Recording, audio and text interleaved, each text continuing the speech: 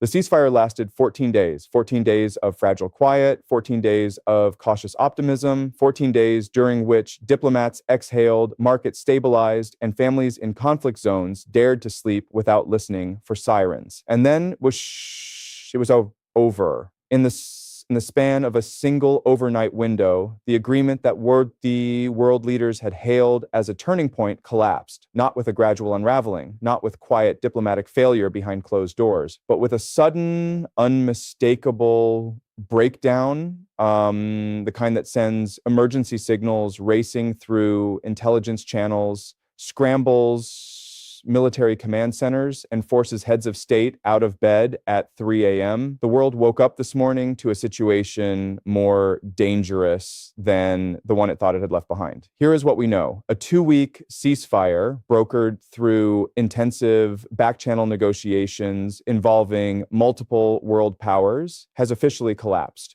The agreement, which had paused one of the most volatile active conflicts on the planet, was declared void after a series of alleged violations that each side is now blaming on the other. Within hours of the breakdown, military movements were reported. Weapon systems were repositioned. Rhetoric from senior officials escalated from cautious to incendiary. And in the war rooms and foreign ministries of Washington, Moscow, Beijing, Brussels, and beyond, the question being asked in hushed, urgent tones is the same one that now hangs over every headline. Is this how larger wars begin? This is not speculation. This is not fear-mongering. The historical record is unambiguous. Some of the most catastrophic military escalations in modern history began not with a declaration of intent, but with exactly this kind of moment, a ceasefire, a violation, a blame cycle, and then a chain reaction that no one could stop.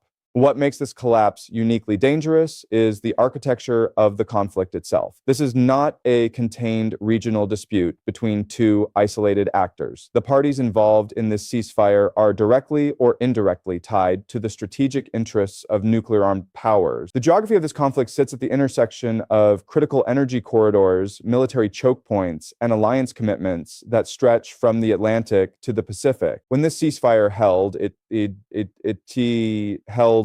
held the line on something much larger than itself. Now that it has failed, that line is gone. In the sections that follow, we are going to take this apart systematically. We will trace how this conflict reached the point of ceasefire. We will examine exactly what happened in the hours before and after the collapse. We will hear from military analysts, intelligence assessors, and geopolitical strategists about what this breakdown signals. And we will follow the consequences economically, militarily, and diplomatically all the way to their potential endpoints. Because what happens in the next 72 hours may determine whether this remains a regional crisis or becomes something far worse. And if you're watching this video and you want to stay ahead of this story as it develops, subscribe now. Hit the notification bell. This situation is moving fast, and we will be here every step of the way. Stay with us. To understand why this ceasefire collapsed and why its collapse carries the weight that it does, you have to go back, not just weeks, not just months. You have to go back to the foundational tensions that made this conflict inevitable long before the first shot was ever fired. Because this war did not begin with a violation. It did not begin with a military order or a political miscalculation. It began with decades of unresolved grievances, competing territorial claims, and the slow, methodical failure of every diplomatic framework that was supposed to prevent exactly this outcome. For years, in some cases, for generations, the parties at the center of this conflict operated under an uneasy and deeply unstable status quo.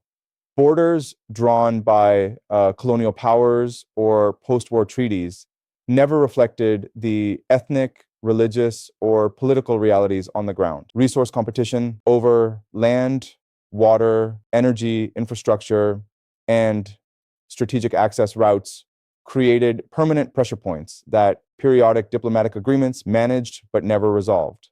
External powers recognized the strategic value of this region early. Military aid flowed in. Intelligence partnerships were established. Proxy relationships were built. sometimes openly, sometimes through layers of deniable intermediaries. Each major power that inserted itself into this equation did so with its own calculus, its own red lines, and its own definition of an acceptable outcome. The result was a conflict ecosystem primed for explosion. The sequence of events that led directly to the ceasefire followed a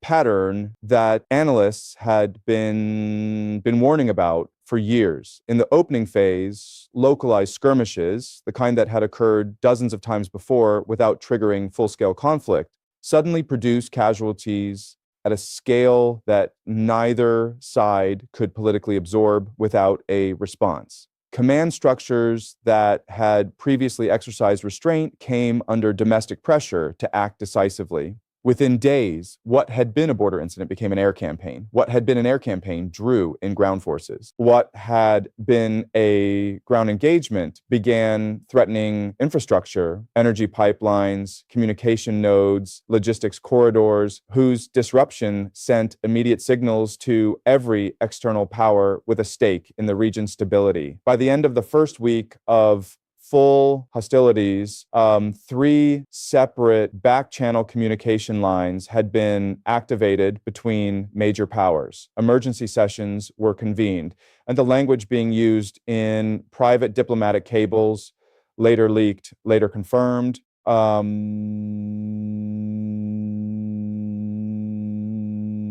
described the situation as approaching a threshold that cannot be walked back without immediate intervention. The ceasefire that would eventually be announced did not emerge from goodwill. It emerged from exhaustion, external pressure, and the cold strategic recognition by both sides that continued escalation carried risks they were not yet fully prepared to absorb. Negotiations were conducted across multiple capitals simultaneously. Mediating parties, including at least 2 regional powers and 1 Western government, shuttled between delegations in sessions that reportedly stretched through consecutive nights. The sticking points were numerous: prisoner exchanges, withdrawal distances, monitoring mechanisms, the question of who would verify compliance and what consequences would follow violation. After 11 days of negotiation, a framework was agreed upon: a 14-day ceasefire, renewable in theory upon mutual consent, a joint monitoring mechanism, a commitment to resume talks on a permanent settlement before the ceasefire window closed. When the announcement came, it was greeted with cautious relief by markets, by allied governments, and by populations in the conflict zone who had spent weeks in survival mode. That relief lasted exactly 14 days. Here's what the public record now shows clearly. The warning signs of collapse were present almost from the moment the ceasefire began. Intelligence assessments, since partially declassified or leaked to major outlets, indicated that at least one party had not fully stood down its forward-positioned assets during the ceasefire window. Satellite imagery showed continued logistical movement in areas that should have been static under the terms of the agreement. Intercepted communications suggested that senior military commanders on at least one side viewed the ceasefire not as a pause toward peace, but as a tactical breathing space before resuming operations with greater force. The monitoring mechanism, as agreed, was understaffed and under-resourced from day one. Verification reports that should have been filed daily were arriving irregularly. Complaints submitted through the joint framework were acknowledged, but not acted upon within the agreed timelines. Diplomats knew, analysts knew, and yet the machinery of de-escalation moved too slowly, or not at all. By day 12, the ceasefire was already a fiction maintained by the mutual interest of both sides in not being seen as the party that broke it first. By day 14, someone made a decision, and the fragile architecture of 14 days of quiet came apart in a single night. It began, as so many escalations do, with a single incident whose details remain fiercely contested. In the final hours of the 14th day, the last night of the agreed ceasefire window, and something happened at a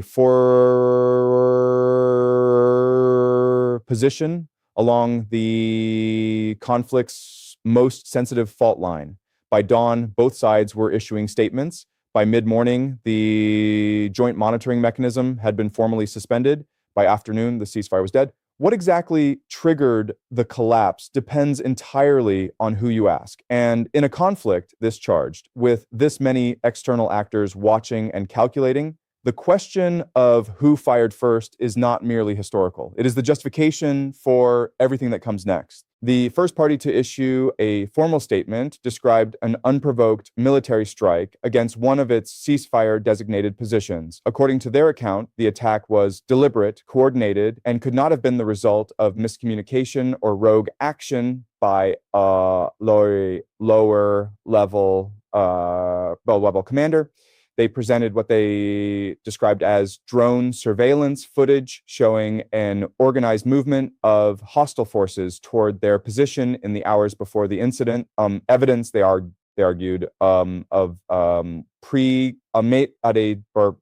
premeditated intent on senior officials from this side held a emergency press conference within hours of the breakdown. Their language was measured but unambiguous. This was not an accident. This was not a provocation by a fringe element. This was in their framing a calculated decision by the opposing command structure to use the ceasefire as cover to reposition, resupply, and then strike under the assumption that the international community's attention had relaxed. They announced that they considered the ceasefire fully and permanently void. They announced that their military had been placed on elevated operational readiness, and they announced that any further hostile action would be met with a response that would be, in their words, disproportionate by design. The opposing side's account was almost a mirror image, and that symmetry is itself revealing.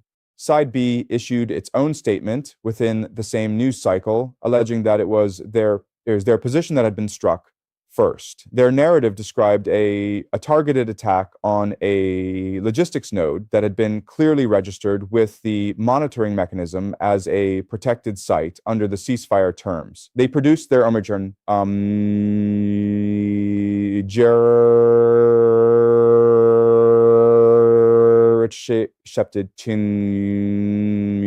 communications, they claimed, proving that the opposing side had been planning a provocation to justify resuming hostilities before the ceasefire renewal deadline arrived. Their framing carried a specific political logic. By alleging that Side A had engineered the collapse, they positioned themselves as the aggrieved party, the side that came to the table in good faith and was betrayed. This framing was not accidental. It was designed to shape the international response, to preempt condemnation, and to establish a narrative of victimhood that would complicate any calls for symmetric accountability.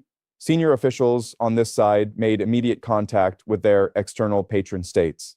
Within hours, supportive statements began arriving from allied capitals, carefully worded, calibrated to stop short of explicit endorsement of resumed hostilities, but unmistakably signaling that this side would not be abandoned. Here is the uncomfortable analytical reality. As of this moment, neither account has been independently verified. The drone footage presented by Side A has not been authenticated by any neutral third party. The intercepted communications cited by Side B have not been released in full. The joint monitoring mechanism, the body that should have been the authoritative source on ceasefire compliance, issued a statement acknowledging that it had received reports of violations from both sides in the 72 hours preceding the collapse, but explicitly declined to assign primary responsibility pending a full investigation. That investigation, by the mechanism's own timeline, will take weeks that neither side appears willing to wait. Behind the public statements, a different conversation is happening in the intelligence channels of major powers. Western intelligence agencies, according to officials who spoke to multiple outlets on condition of anonymity, had been tracking indicators of an imminent ceasefire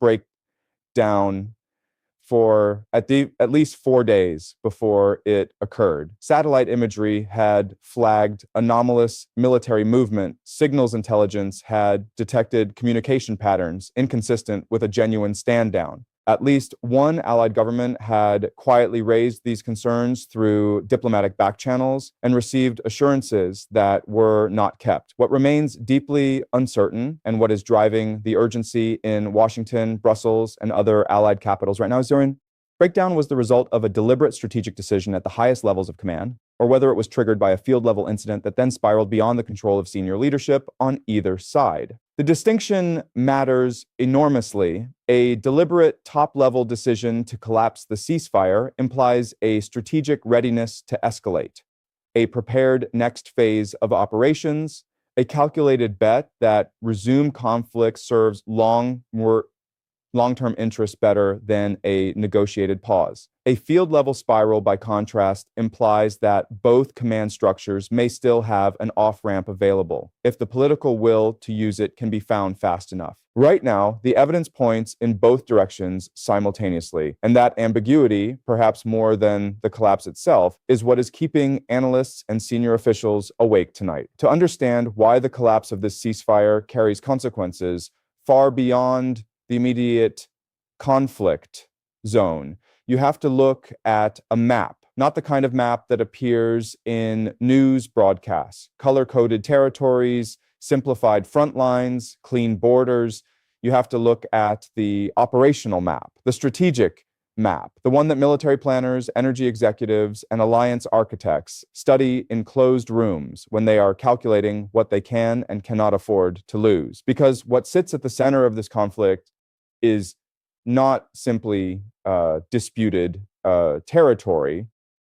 It is a convergence of strategic assets whose combined significance makes this one of the most consequential geographic flashpoints on the planet.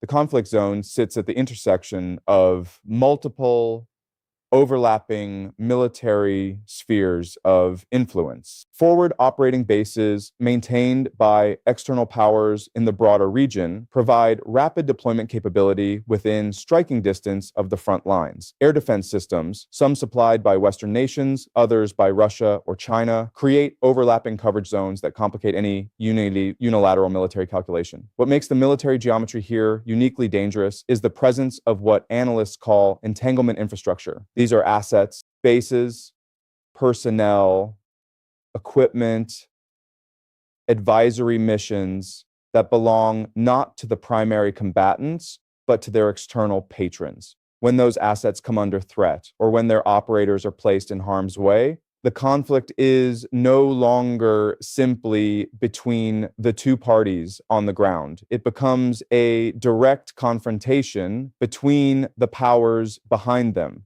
At least two external powers currently have personnel embedded with forces on opposing sides of this conflict. The ceasefire, while it held, provided a buffer that prevented direct interaction between those personnel in a contested environment. With the ceasefire gone, that buffer is gone with it. Beyond the military architecture, the geography of this conflict commands attention for a second, equally critical reason. The region sits adjacent to, or in some cases directly astride, energy and logistics corridors of global importance. Oil and natural gas pipelines that supply significant portions of European and Asian energy markets pass through or near the conflict zone. Maritime routes critical to international shipping, including the movement of energy commodities, grain, and manufactured goods, are within the operational radius of the military assets now being repositioned following the ceasefire collapse. When conflict activity escalates in this corridor, the effects are not confined to the battlefield. They radiate outward through the global economic system with a speed and severity that policymakers are never fully prepared for. Regardless of how many contingency plans exist on paper, energy markets registered the ceasefire collapse within hours. The signals were immediate and unmistakable. And we will examine those consequences in full in a later section.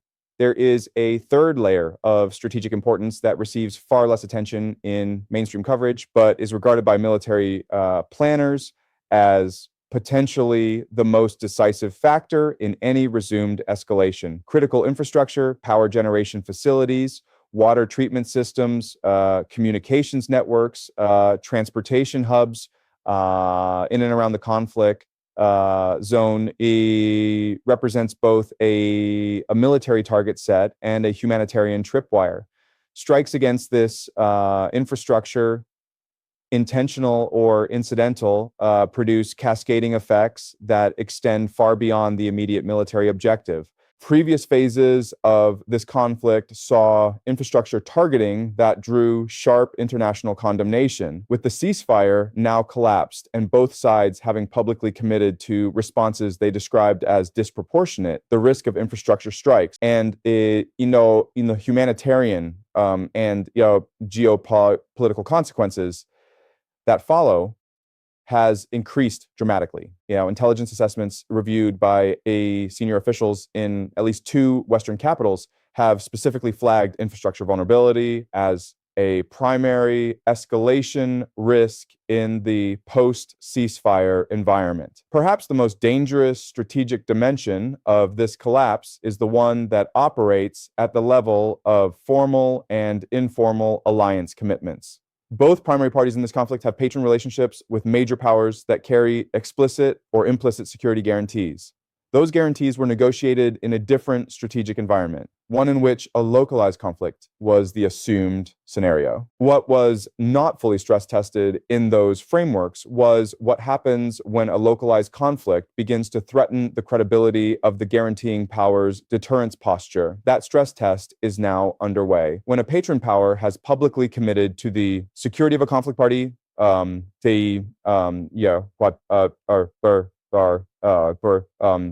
through arms transfers, advisory missions, public statements, or formal treaty obligations, a significant escalation by the opposing side creates an almost irresistible pressure to respond, not necessarily because the strategic logic demands it, but because the credibility of the deterrence guarantee depends on the perception that it will be honored.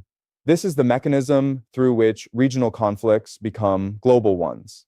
It is not a theory. It is a historical pattern repeated with grim consistency across the last century of geopolitical conflict. And right now, every element of that pattern is present and active in this situation. The ceasefire was not just a pause in fighting.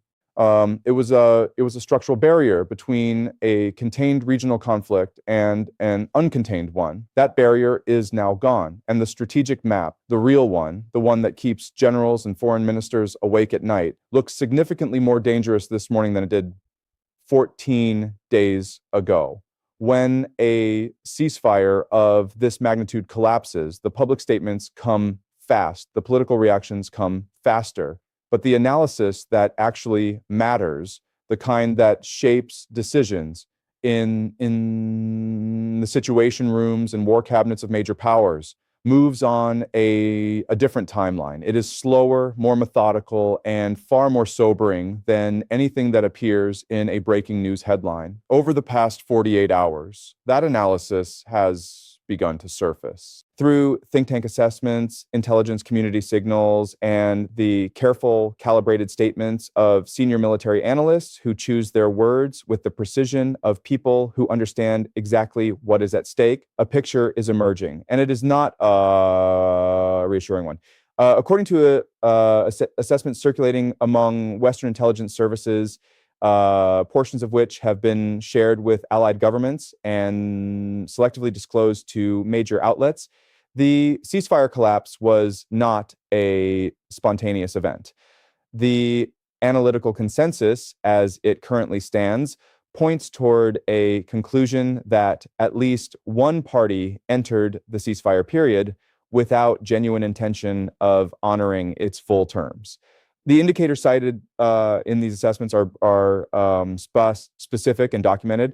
Logistical resupply operations continued in forward areas throughout the ceasefire window, operations inconsistent with a genuine stand-down posture. Command and control communications between senior military leadership and forward units maintained an operational tempo that analysts describe as incompatible with a force that has genuinely stepped back from conflict readiness. Perhaps most significantly, intelligence analysts noted a pattern of strategic messaging in the days immediately preceding the collapse, public statements, media placements, and diplomatic communications that appeared designed to preemptively establish a narrative of victimhood. In the analytical community, this kind of preposition narrative construction is recognized as a consistent precursor to planned escalation. You build the story before you take the action. Officials familiar with these assessments, speaking on condition of anonymity, described the intelligence picture as strongly suggestive of premeditation on at least one side, though they were careful to note that definitive conclusions await further analysis.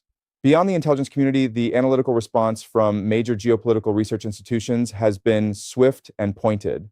Analysts at leading international security institutes have focused particular attention on what they describe as the structural failure of the ceasefire's verification architecture. The monitoring mechanism, as designed, lacked the enforcement capacity to deter violations by a party determined to commit them. It was, in the assessment of several senior analysts, a framework built for good faith actors in a conflict populated by strategic actors, a fundamental mismatch that made collapse not merely possible, but probable. One recurring theme in think tank analysis is the concept of the tactical ceasefire, an agreement entered into not as a genuine step toward resolution, but as a mechanism for achieving military objectives that active conflict was not delivering efficiently. Resupply, repositioning, consolidation of territorial gains, rehabilitation of degraded units. In this analytical framework, the ceasefire was not a peace process. It was a pause in a war that one or both parties intended to resume on more favorable terms. Experts at conflict resolution institutes have pointed to a second structural problem: the absence of any meaningful political process running parallel to the military pause. A ceasefire without a political track, they argue, is not a step toward peace. It is a pressure valve that delays rather than resolves the underlying drivers of a conflict. When it expires or collapses, those drivers are still present and often more entrenched than before. Former senior military officials and independent defense analysts have zeroed in on the operational implications of the collapse with particular urgency. The consensus among this community is that the post-ceasefire environment presents a significantly elevated risk of rapid, large-scale escalation, precisely because both sides used the ceasefire window to improve their military positions. Forces that were degraded at the start of the ceasefire have been partially reconstituted. Supply lines that were strained have been partially restored.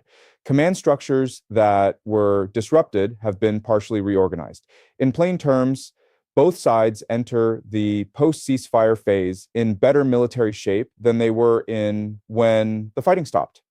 That means resumed hostilities will likely be more intense, more sustained, and more difficult to halt than the conflict phase that preceded the ceasefire. Military analysts have also flagged a specific escalation risk that has received insufficient public attention: the potential for miscalculation involving external power assets. As repositioning operations resume and operational tempos increase, the probability of an incident involving personnel or equipment belonging to an external patron power increases in direct proportion. A single such incident, a strike, an interception, a collision, could trigger an escalation dynamic that the primary combatants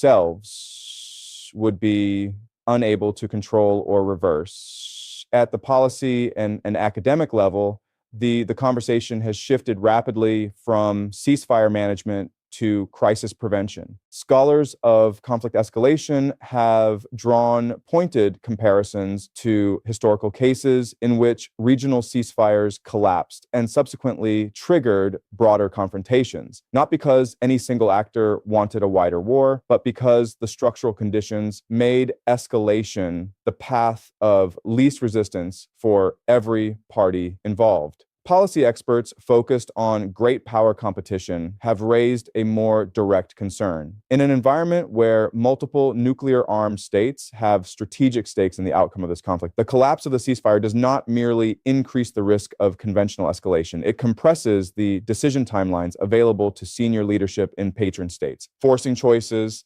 that under normal circumstances would benefit from weeks of deliberation into windows measured in hours. Compressed decision timelines operating under conditions of high uncertainty and high domestic political pressure are precisely the conditions under which historical miscalculations have occurred. The experts are not predicting catastrophe, but they are, with unusual unanimity, describing the current moment as one of the most dangerous inflection points in this conflict's trajectory, and one that demands immediate, serious, and sustained diplomatic engagement at the highest possible level. Whether that engagement is coming and whether it will arrive in time remains the defining question of the next 72 hours. But the other side has a point. In the rush of breaking developments, in the surge of intelligence assessments and think tank analyses and military analyst warnings, it is easy to fall into a single narrative, a clean story with clear villains and obvious conclusions. And in geopolitics, particularly in conflicts as layered and as politically charged as this one, clean stories are almost always incomplete stories. So before we follow the escalation trajectory to its potential endpoints, intellectual honesty demands that we stop, that we apply the same analytical rigor to the alternative interpretation, that we ask the harder question, what if the dominant narrative is wrong, or at least significantly incomplete? The intelligence community assessment pointing toward premeditated ceasefire violation by at least one party is serious, but it is not conclusive. And the history of intelligence analysis in active conflict zones is, to put it diplomatically, a history of confident assessments that subsequent events revealed to be built on incomplete or misread information. Logistical movement during a ceasefire window is not by itself evidence of intent to violate. Armies do not freeze in place during ceasefires. They maintain readiness. They repair equipment, they rotate personnel, they move supplies, because a force that allows itself to become fully static during a ceasefire becomes vulnerable the moment that ceasefire ends, regardless of whether it ends by agreement or by collapse. What intelligence analysts characterize as indicators of premeditated violation may, in an alternative reading, reflect nothing more than standard operational maintenance by a military command that had legitimate reasons to distrust the opposing side's the narrative construction argument, the prepositioning of victimhood narratives before the collapse, is similarly ambiguous. Both sides engaged in this behavior. Both sides, in the days preceding the breakdown, made public statements and diplomatic placements that positioned them as the aggrieved party. If prepositioned narrative construction is evidence of planned provocation, then both sides are equally implicated, which means it may be evidence of mutual distrust rather than unilateral premeditation. There is a second alternative interpretation that deserves serious analytical attention, one that intelligence officials themselves have not fully ruled out. The miscalculation hypothesis holds that the ceasefire did not collapse because either side's senior leadership made a deliberate strategic decision to end it. It collapsed because a field-level incident triggered by the hair-trigger operational posture that both sides maintained throughout the ceasefire window produced casualties or perceived violations that created irresistible pressure for response at the command level faster than diplomatic channels could absorb or manage. This hypothesis is not comfortable. In some ways, it is more alarming than the premeditation narrative because a deliberate strategic decision implies a degree of control and calculation that an accidental spiral does not. If senior leadership on either side chose to collapse the ceasefire, they can, in theory, choose to rebuild it. If the collapse was driven by a field-level incident that cascaded beyond anyone's control, the path back to de-escalation is significantly less clear. Conflict scholars point to historical precedents with uncomfortable regularity. Some of the most catastrophic military escalations of the modern era began not with orders from the top, but with incidents at the bottom. Incidents that created political and military momentum that leaders found themselves unable or unwilling to reverse. There is a third alternative interpretation that receives almost no attention in mainstream coverage, and that omission is itself worth examining.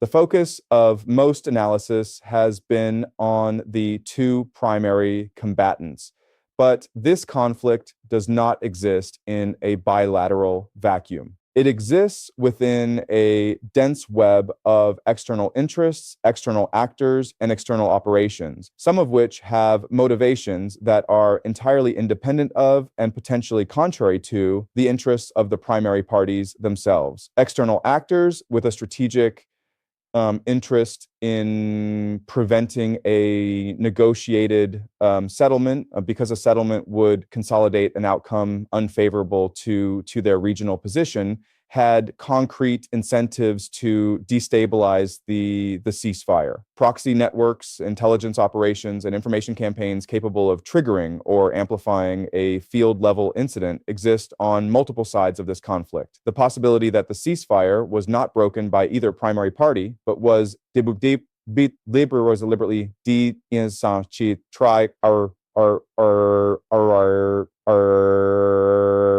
by an external actor seeking to reignite hostilities cannot be dismissed on the available evidence. This interpretation does not absolve either primary party of responsibility for the escalation that followed, but it does complicate the assignment of blame, and it raises a question that diplomatic frameworks built around bilateral negotiations are structurally ill-equipped to answer. What do you do when the spoiler is not at the table? Finally, and perhaps most importantly, there should be, finisher when there are energy instances other arkin in a chamber argument that focuses not on what either combatant did wrong, but on what the international community failed to do right.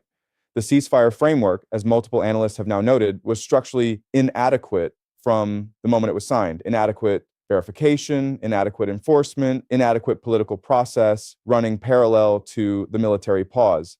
These were not hidden flaws discovered after the fact. They were identified by conflict resolution experts at the time of the agreement's announcement, and they were overridden by the political pressure to declare a win, to present a ceasefire as progress, regardless of whether the architecture supporting it was genuinely capable of holding. In this reading, the collapse is not primarily a story of bad faith by one or both combatants. It is a story of diplomatic negligence by the international community, of powerful nations more interested in the optics of peacemaking than in the substance of it, of monitoring mechanisms designed to provide cover rather than accountability, of a process that was always more likely to delay escalation than to prevent it, if that argument is correct, and the structural evidence strongly supports it, then the lesson of this ceasefire collapse is not simply that one side cheated. It is that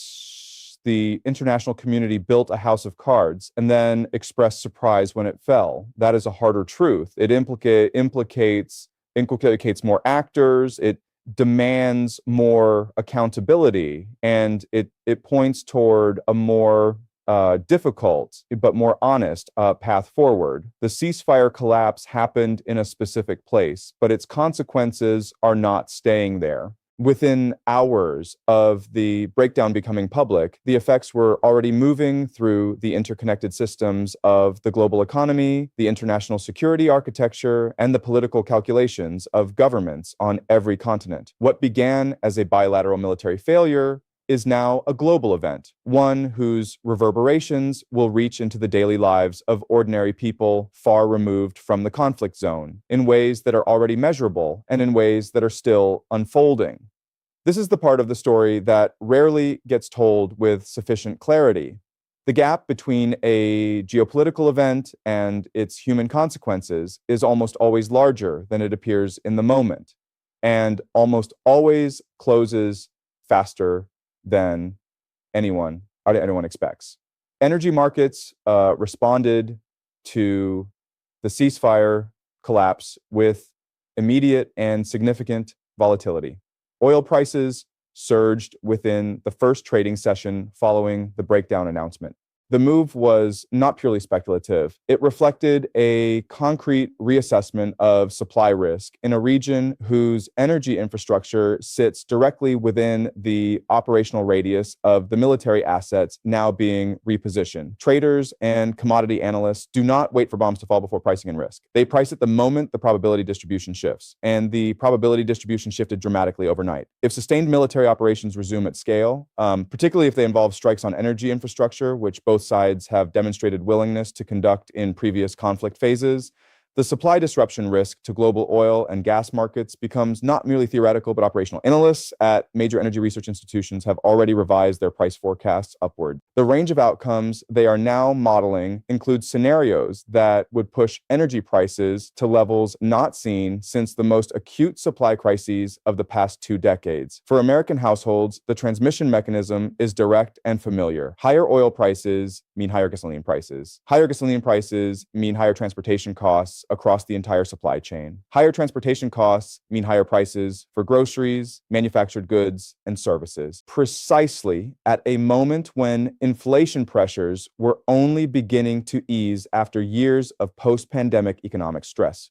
The Federal Reserve, which had been navigating a delicate path toward monetary policy normalization, now faces a renewed external shock that complicates every calculation it was making about interest rates, growth projections, and financial stability.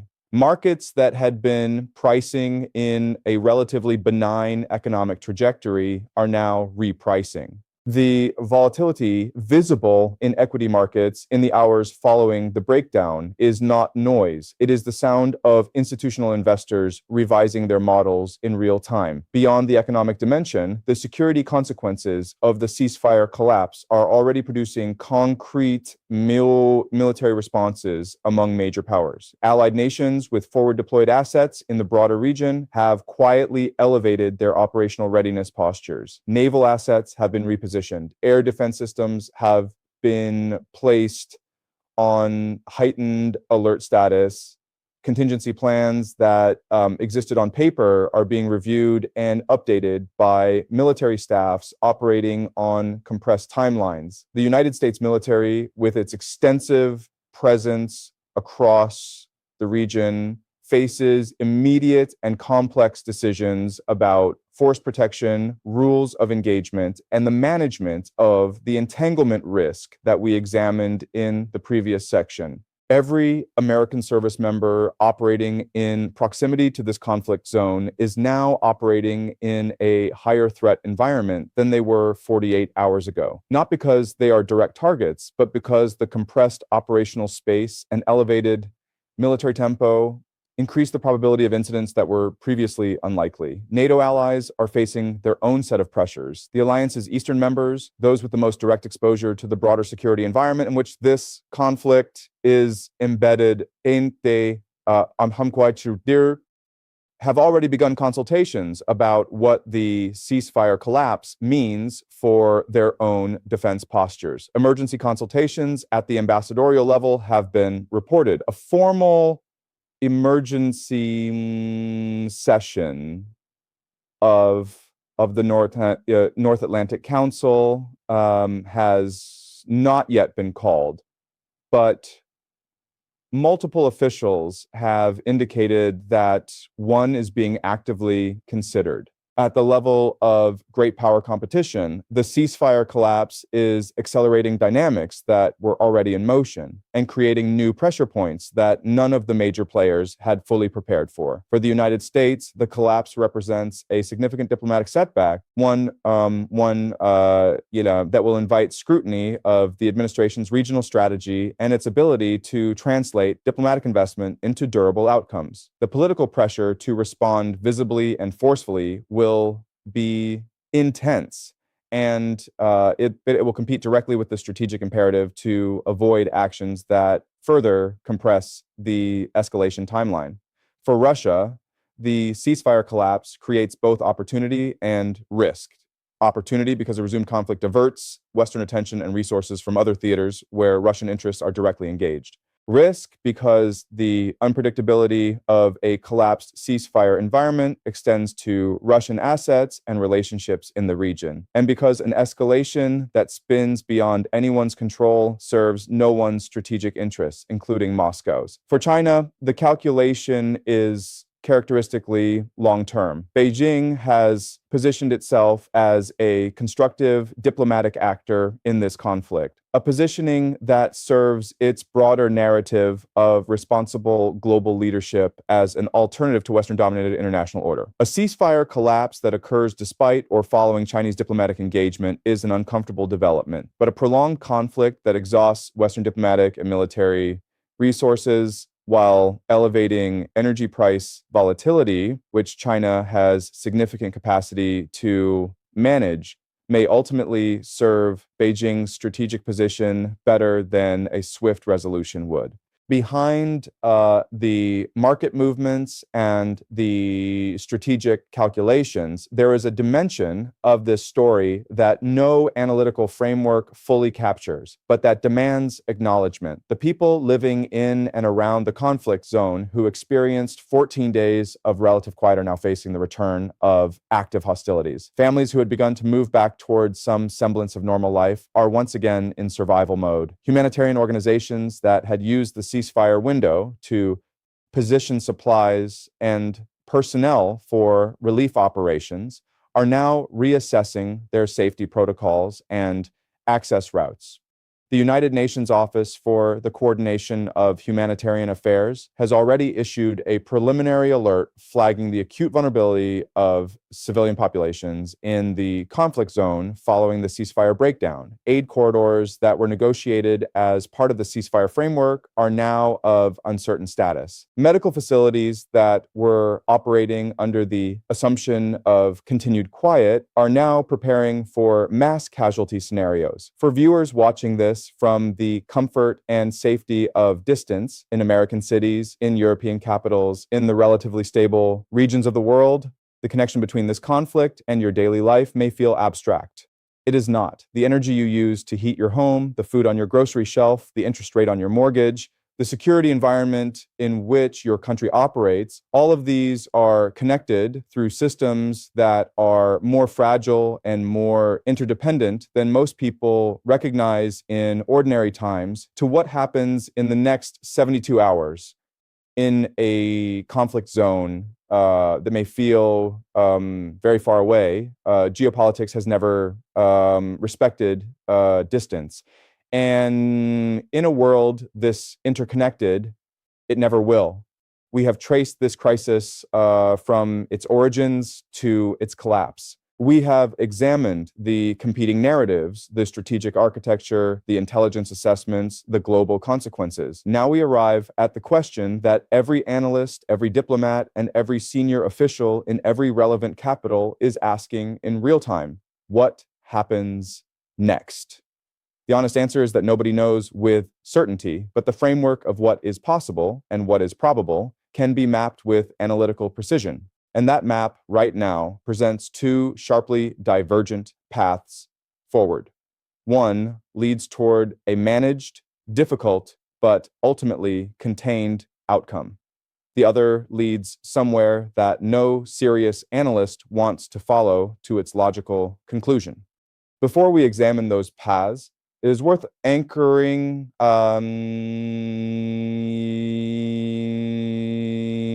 analysis in what the available record has confirmed beyond reasonable dispute.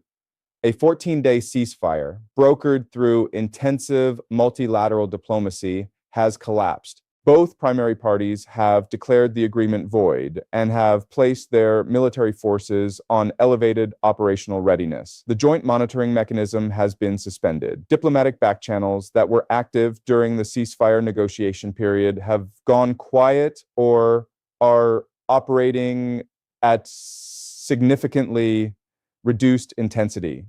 External patron powers have been notified and are actively consulting with their respective client parties. Major power governments have issued carefully worded statements, none of which have called for an immediate return to ceasefire, and several of which have included language that, read carefully, provides political cover for resumed military operations by the party they support. Energy markets have registered the collapse with immediate price movements. Allied military forces in the broader region have elevated their readiness postures. Humanitarian organizations have issued alerts about civilian vulnerability. And the international community's attention, fragmented across multiple simultaneous crises, as it always is now being forced to focus on a situation that is moving faster than the diplomatic machinery designed to manage it. What remains unconfirmed is the question of who bears primary responsibility for the breakdown and whether the collapse was the result of deliberate strategic decision, field-level miscalculation, or external destabilization. That question will be debated for years. In the immediate term, it matters less than what happens in the next 72 hours. The critical unknowns are specific and consequential. We do not yet know whether direct communication lines between senior military commanders on both sides remain open. The existence of such lines, however adversarial the relationship, provides a critical mechanism for preventing accidental escalation from becoming intentional escalation. Their absence would represent a serious and immediate danger. We do not yet know whether any mediating party has been able to establish contact with both sides simultaneously following the collapse. The shuttle diplomacy that produced the original ceasefire required 11 days of intensive engagement. Whether the political will and the diplomatic bandwidth exist to restart that process under conditions significantly more hostile than those that preceded the first negotiation is deeply uncertain. We do not yet know the full scope of military repositioning that has occurred since the breakdown. Satellite imagery assessments are ongoing. Intelligence analysis is being updated in real time, but the operational picture is incomplete. And in warfare, incomplete pictures produce dangerous miscalculations. And we do not yet know whether either side's senior leadership has fully decided on its next military objective. The rhetoric of disproportionate response and elevated readiness may be posturing designed to create negotiating leverage, or it may be the honest declaration of intent by commands that have already issued their orders. In the coming hours and days, several specific developments will serve as reliable indicators of which trajectory this crisis is following. Watch the diplomatic channels. If a major power, particularly one with credible relationships on both sides of this conflict, publicly announces a mediation initiative within the next 48 hours, that is a signal that the international community has assessed the situation as retrievable and is committing resources to retrieve it. If the diplomatic response remains limited to statements of concern and calls for restraint without a concrete mediation framework, that is a signal that no one has calculated that a solution is within reach, and that the default path is escalation. Watch the military movements, defensive repositioning, forces moving back from forward positions, air defense systems being activated, naval assets move into protective postures, is consistent with elevated readiness without offensive intent. Offensive repositioning, forces moving toward contact lines, strike packages being assembled, logistics chains being activated for sustained operations. Is a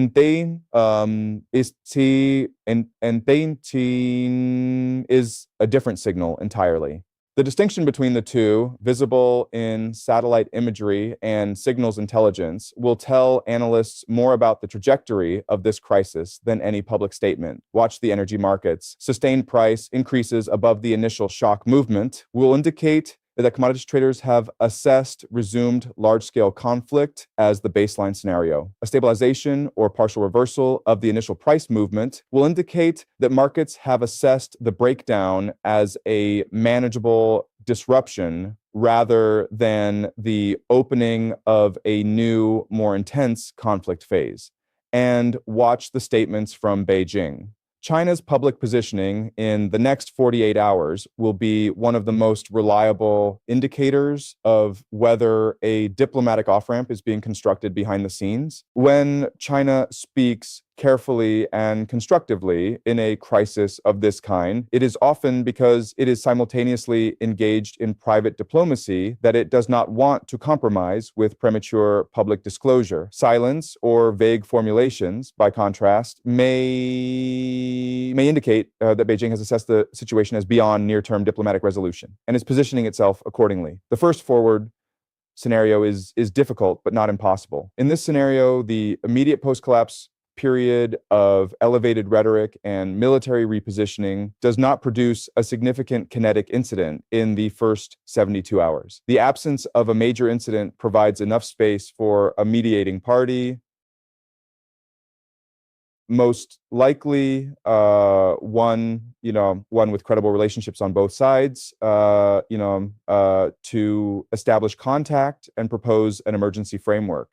That framework does not attempt to resurrect the collapsed ceasefire in its original form. Instead, it proposes a more limited, more verifiable, more honestly monitored pause, one that acknowledges the structural failures of the previous agreement and builds in mechanisms designed to address them. This scenario requires political will on both sides that is not currently visible in their public postures. It requires a mediating party with sufficient leverage to make both sides' continued escalation more costly than a return to negotiation. And it requires the international community to move with a speed and seriousness of purpose that its recent performance on this crisis does not fully inspire confidence in. It is possible. It is not probable, not without a significant shift in the conditions currently visible on the ground. The second forward scenario is the one that keeps analysts awake. In this scenario, the elevated military postures on both sides produce an incident, deliberate or accidental, it ultimately does not matter, within the first 72 to 96 hours. That incident produces casualties. Those casualties produce a response.